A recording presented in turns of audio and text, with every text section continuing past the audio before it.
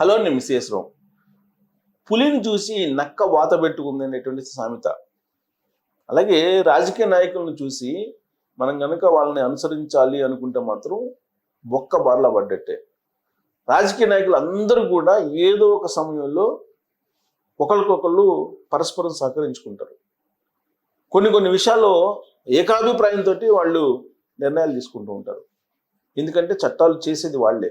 ఏ చట్టాన్నైనా చేయగలరు, ఏ చట్టాల్లోనైనా మార్పు చేయగలరు. ఆ చట్టాలని మార్పు చేసేటప్పుడు తమకు అనుకూలంగా కనుక ఉంటే ఏకమైపోతారు. ప్రత్యర్థి పార్టీలు అనేది ఉండవు, శత్రువులు అనేవాళ్ళు ఉండరు. అందరూ కలిసి ప్రజల్ని నిలువున దోచుకునేదానికి ఏమాత్రం వెనకాడరు. అలాంటి సంఘటనలు అనేకం ఉన్నాయి. ఎందుకనంటే ఎమ్మెల్యేలు, ఎంపీలు, ఎమ్మెల్సీలు, ఈ ప్రజాప్రతినిధులు ఉన్నారు కదా, వాళ్ళ జీతాలు పెంచుకోవడానికి కోసం వాళ్ళు పెట్టినటువంటి బిల్లు ఏదైతే ఉందో దాన్ని ఏకగ్రీవంగా ఆమోదిస్తారు. ఎవ్వరూ ఆక్షేపించరు. ప్రతిపక్షంలో ఉన్నటువంటి వాళ్ళు కూడా మాకు ఇంత శాలరీస్ ఎందుకు, ఆర్థిక భారం ఉంది కదా రాష్ట్రానికి లేదా దేశానికి అని చెప్పి ఎవ్వరూ అనరు. వాళ్ళకి శాలరీస్ పెంచుకోవడానికి కానీ, వాళ్ళకి బత్యాలు పెంచుకోవడానికి కానీ, లేదా వాళ్ళ క్యాంటీన్కి సంబంధించినటువంటి ఆహార పదార్థాలకి సబ్సిడీతో తీసుకోవడానికి కానీ, ఇలాంటివన్నీ కూడా పార్టీలకు అతీతంగా ఏకగ్రీవంగా ఆమోదిస్తూ ఉంటారు బిల్స్ని. అందుకే ఇప్పుడు సామాన్యులు మేల్కొన్నారు, న్యాయస్థానాల్ని ఆశ్రయించారు.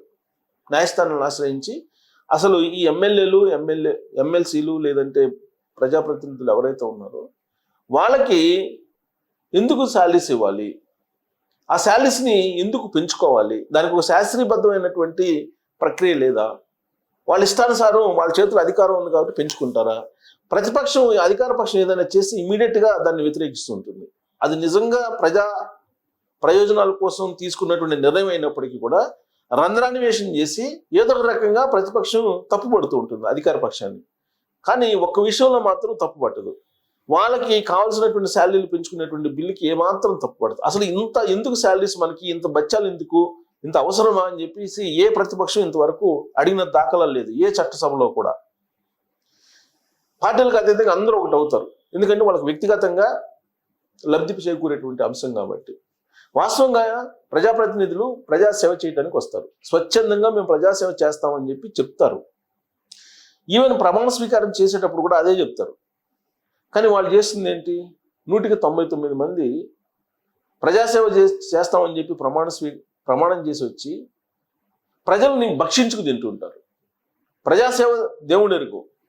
ప్రజల్ని రాక్షసుల మాదిరిగా, జలగల మాదిరిగా పీడించుకు తింటూ ఉంటారు. వాళ్ళ కష్టాన్ని వీళ్ళ సోకుల కోసం, వీళ్ళ యొక్క విలాసాల కోసం మంచినీళ్ళ ప్రాయంగా డబ్బులు ఖర్చు పెడుతూ ఉంటారు. మంచినీళ్ళ ప్రాయంగా నిధులు దుర్వినియోగం చేస్తూ ఉంటారు. అసలు హెలికాప్టర్ అనేది ఒక సైకిల్ మాదిరిగా వాడేసినటువంటి ముఖ్యమంత్రులు ఉన్నారు మనకి. అలాగే గతంలో మనం చూస్తే కనుక ఎన్టీ రామారావు గారు ముఖ్యమంత్రిగా ఉన్నప్పుడు తెలుగు రాష్ట్రాల్లో మనం చూస్తే ఆయన ఎప్పుడు ట్రైన్లో వెళ్ళేవాళ్ళు. వెరీ రేర్ కేసులో హెలికాప్టర్లో వాడేవాళ్ళు. ఆయన చైతన్య రథం మీదే తిరిగేవాళ్ళు. కానీ ఇప్పుడు మనం గత 10-15 సంవత్సరాల నుంచి చూస్తే ఏ ముఖ్యమంత్రి అయినా సరే కనీసం 3 కోట్ల రూపాయలు విలువైనటువంటి బస్సును వాడుతున్నారు. ఒకసారి ఆ బస్సు ఒక ఎలక్షన్కి అయిపోతే 2వ ఎలక్షన్కి మళ్ళీ కొత్త బస్సు తెప్పించుకుంటారు. మళ్ళీ ఇంకా 5 కోట్లకి వెళ్ళిపోతుంది. అసలు విమానాలనే కొత్త కొనుక్కోవడానికి కేసీఆర్ గారు రెడీ అయ్యారు. హెలికాప్టర్ని ఒకటి కాదు 2-3 కొనుగోలు చేయడానికి సిద్ధమయ్యారు.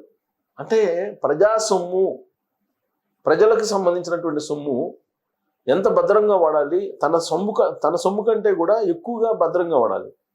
కస్టోడియన్ సీఎం అన్నా కానీ, లేదంటే ఎమ్మెల్యేలు అన్నా కానీ, లేదా మంత్రులు అన్నా కానీ ప్రజల ఆస్తులకి కాపలాదారులు. వాళ్ళు ప్రజలకు సేవ చేయడానికి వచ్చామని చెప్పి చెప్తుంటారు. కానీ ప్రజల నుంచి వీళ్ళంత వరకు ఎలా దోచుకోవాలి, ప్రజల పేరు చెప్పి ప్రజల మీద ఏ విధంగా పెత్తనం చేయాలి, వాళ్ళ మీద ఏ విధంగా నాట్యపడాలి, ఇదే కనిపిస్తూ ఉంటుంది మనకి. సరే అందరూ ఒకటేనా అంటే కాకపోతే మోతాదు, ఒకళ్ళు మోతాదు ఎక్కువ, ఒకళ్ళు మోతాదు తక్కువ, అంతే. బట్ శాలరీస్ పెంచుకునే విషయంలో మాత్రం వాళ్ళు అందరూ ఏకమవుతారు ఆ విషయంలో.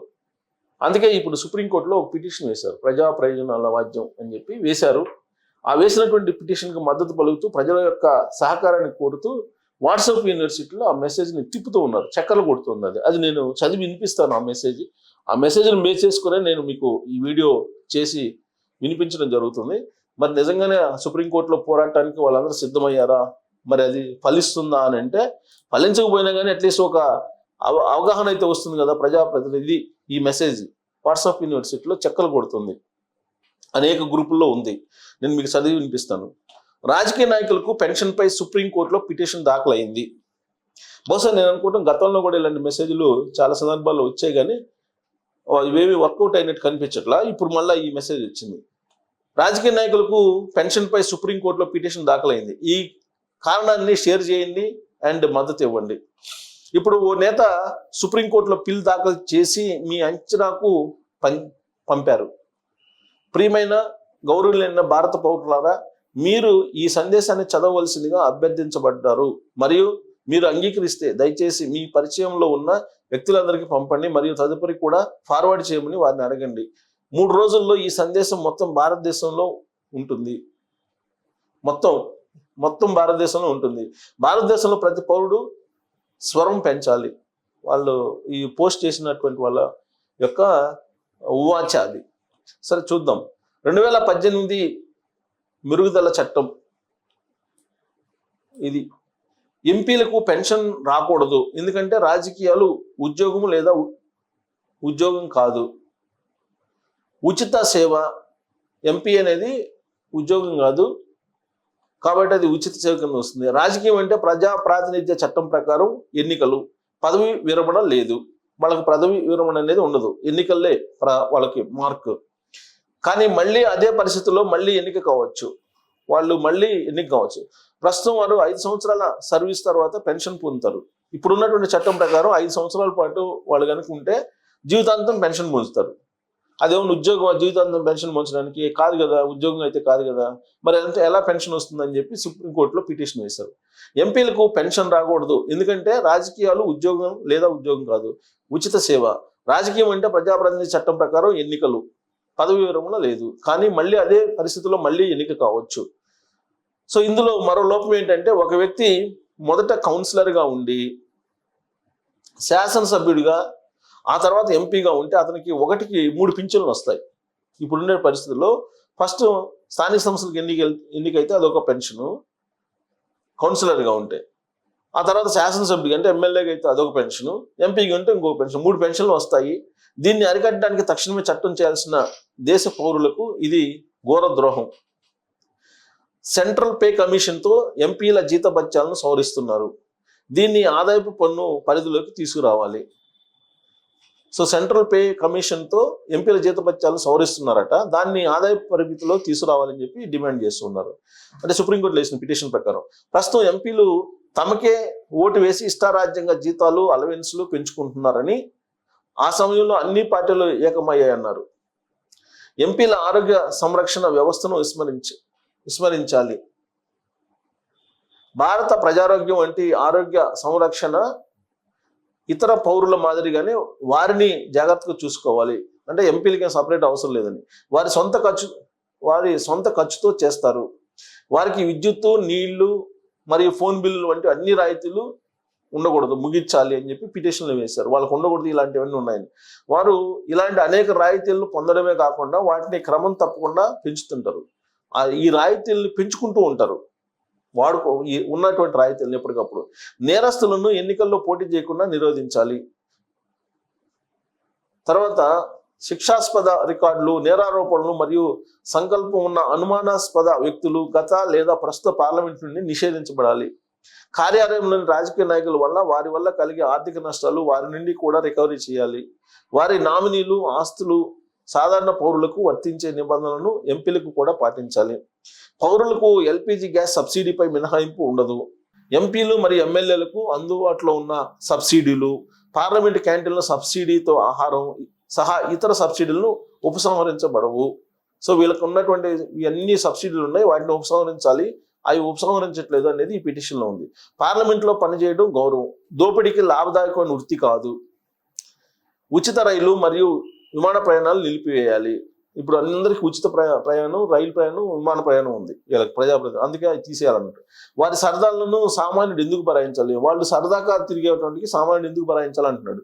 ప్రతి వ్యక్తి కనీసం 20 మందితో కమ్యూనికేట్ చేస్తే భారతదేశంలో చాలా మంది వ్యక్తులు ఈ సందేశాన్ని పొందడానికి 3 రోజులు మాత్రమే పడుతుంది. ఈ సమస్యలు లేవనెత్తడానికి ఇదే సరైన సమయం అని మీరు అనుకోండి. సో నేను ఒప్పందంలో ఉన్నాను సార్, ఇవన్నీ ఆయన ఏదో జై హింద్ అని చెప్పి రాశారు. బట్ ఇది ఎంతవరకు నిజమే కానీ మొత్తం మీద ప్రజాప్రతినిధులు ఖచ్చితంగా ఈ సుప్రీంకోర్టులో పిటిషన్ వేశారు. బట్ సుప్రీంకోర్టు లెజిస్లేషన్లోకి ఎంటర్ కాదు వాస్తవంగా. కాకపోతే లెజిస్లేషన్కి ఎంటర్ కాదు కాబట్టి వాళ్ళ ఇష్టానుసారంగా ఎమ్మెల్యేలు, ఎంపీలు, ఎమ్మెల్సీలు జీతాలు పెంచుకుంటూ ఉంటారు, రాయితీలు పెరుగుతూ ఉంటాయి, ఫోన్ బిల్లులు, రైల్వే ఛార్జీలు, విమాన ఛార్జీలు, బత్యాలు ఇవన్నీ పెరుగుతూనే ఉంటాయి. వాళ్ళు లాస్ట్కి వాళ్ళు తినే ఆహారానికి కూడా సబ్సిడీలు పెంచుకుంటూ ఉంటారు. వాళ్ళు లేని వాళ్ళు అయినట్టు. వాస్తవంగా ఎంపీలు, ఎమ్మెల్యేలు అలాగే ప్రజాప్రతినిధులు ఎవరైతే ఉన్నారో వాళ్ళ దగ్గర వాళ్ళకు ఉన్నటువంటి ఆస్తులు కనుక బయటికి తీస్తే భారతదేశం అసలు ప్రపంచంలో నెంబర్ 1 ఆర్థిక పరిపుష్టి గల దేశంగా గుర్తించబడుతుందని చెప్పి ఈ మధ్య వాట్సాప్ యూనివర్సిటీలో తిరిగినటువంటి ఒక న్యూస్. అలాంటిదే ఇప్పుడు కూడా ఇప్పుడు సుప్రీంకోర్టుకి ఈ పిటిషన్ వేసాము, మీరు మద్దతు పలకండి అంటున్నారు. దీన్ని కనుక యుద్ధ ప్రాతిపదికను తీసుకెళ్ళి ఇది కనుక ఒత్తిడి తీసుకొస్తే, గతంలో అన్నా హజారే గారు ఏ విధంగా అయితే అవినీతికి వ్యతిరేకంగా ఒక పెద్ద ఉద్యమాన్ని లేపారు, అదే తరహాలో భారతదేశ వ్యాప్తంగా కనుక ఈ ప్రజాప్రతినిధులు తీసుకుంటున్నటువంటి శాలరీస్, రాయితీలు, పెన్షన్లు వీటన్నిటి మీద యుద్ధం చేస్తే తప్ప దీనికి పరిష్కారం ఉన్నది. ఎందుకంటే వాళ్ళేం ఉద్యోగస్తులు కాదు, ప్రజాసేవకులు అని చెప్పి వస్తూ ఉంటారు. కానీ వాళ్ళు ఏం చేస్తున్నారు? పెన్షన్లు తీసుకుంటున్నారు. పెన్షన్లు ఎలా ఇస్తారు? అసలు వాళ్ళకి ఏం అవసరం? పెన్షన్లు ఇవ్వాల్సిన అవసరం ఏంటి వాళ్ళకి? వన్స్ ఎమ్మెల్యే అయిపోయారు, 5 సంవత్సరాలకి ఎమ్మెల్యే, అంతే, దట్స్ ఇట్. ఒకసారి ఎమ్మెల్యే అయిపోయిన తర్వాత జీవితాంతం పెన్షన్ ఇచ్చేటువంటి అవసరం ఏంటి? అసలు ప్రజా సొమ్మును ఏ విధంగా దోపిడీ చేస్తున్నారో మనం అర్థం చేసుకోవచ్చు. ఆ మెసేజ్లో అర్థమైతే ఉంది. బట్ ఈ విషయంలో అన్ని పార్టీలు, శత్రుత్వం ఉన్నటువంటి జగన్మోహన్ రెడ్డి గారు, చంద్రబాబు నాయుడు గారు కూడా ఒకళ్ళు అవుతారు, శత్రుత్వం ఉన్నటువంటి రాహుల్ గాంధీ, నరేంద్ర మోడీ గారు కూడా ఒకళ్ళు అవుతారు. దీంట్లో బద్ధ శత్రువులైనా సరే ఏకతాటి మీదకి వస్తారు ఇలాంటి విషయాల్లో, శాలరీస్ పెంచుకున్నా, రాయితీలు పెంచుకోవడంలో కానీ, పెన్షన్ల విషయంలో కానీ. మరి సుప్రీంకోర్టు ఇన్వాల్వ్ అయ్యి ఒక నిర్ణయం ఇస్తున్నారు దీని మీద. ఇవ్వకపోతే ఏం చేయాలి? ఇచ్చేటువంటి ప్రసక్తే ఉండదు, ఎందుకంటే లెజిస్లేషన్ నిర్ణయాల్లోకి ఎంటర్ కాదు జ్యుడిషియరీ. మరి దీన్ని వాట్సాప్ యూనివర్సిటీలో ఇలా చదువుకోవడమేనా? దీనికి ఏమైనా పరిష్కారం ఉందా? దీని మీద మీరు కామెంట్ చేయొచ్చు. Thank you.